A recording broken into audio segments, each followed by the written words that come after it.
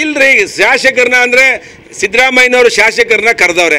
ಬರೀ ಕಾಂಗ್ರೆಸ್ನವರೇ ಕರ್ನಾಟಕವನ್ನು ಆಳ್ತಾ ಇರೋ ಥರ ಕರೆದವ್ರೆ. ಎಲ್ಲ ಶಾಸಕರನ್ನು ಕರಿಬೇಕಾಯಿತು. ಏನು ಬರೀ ಕಾಂಗ್ರೆಸ್ನವ್ರನ್ನೇ ಕರೆದಿರೋದು? ಕರ್ನಾಟಕ ಸಮಗ್ರ ಅಭಿವೃದ್ಧಿ ಆಗಬೇಕು ಅಂತ ಹೇಳಿದ್ರೆ ಎಲ್ಲ ಶಾಸಕರನ್ನು ಕರೆದು ಅನುದಾನ ಕೊಡೋದ್ರ ಬಗ್ಗೆ ಮಾತಾಡಬೇಕಾಯಿತು.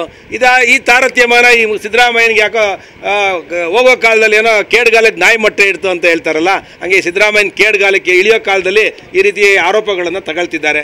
50 ಕೋಟಿ ರೂಪಾಯಿ ಎಲ್ರಿಗೂ ಕೊಡ್ತೀವಿ ಅಂತ ಹೇಳಿದ್ದಾರೆ. ಅದರಲ್ಲೂ ತಾರತಮ್ಯ ಮಾಡ್ತು ಅಂದರೆ ಅಸೆಂಬ್ಲಿಲಂತೂ ನಾವಂತೂ ನಮ್ಮ ಅಶೋಕ್ ಅವ್ರಿಗೆ ಹೇಳಿದ್ದೇವೆ, ಈ ಸಲ ಅಸೆಂಬ್ಲಿ ನಡೆಯೋಕ್ಕೆ ಬಿಡಬಾರ್ದು.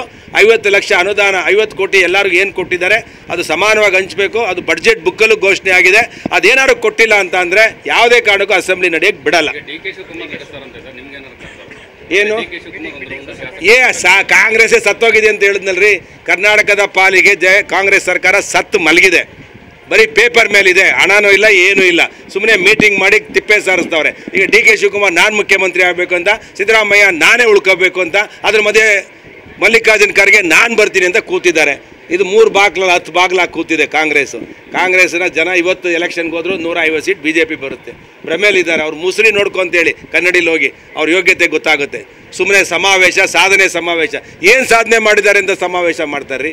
5 ರೂಪಾಯಿ ಹಣ ಕೊಟ್ಟಿಲ್ಲ, 1 ರೂಪಾಯಿ ಕೆಲಸ ಆಗಿಲ್ಲ, ಕ್ಷೇತ್ರಕ್ಕೆ ಮುಖ ಇಟ್ಕೊಂಡು ತಿರ್ಗಕ್ಕಾಗ್ತಿಲ್ಲ ನಾವೆಲ್ಲ. ಇಂಥ ದರಿದ್ರ ಸರ್ಕಾರ ನನ್ನ ಜೀವನದಲ್ಲೂ ನೋಡಿರಲಿಲ್ಲ. ಧನ್ಯವಾದಗಳು.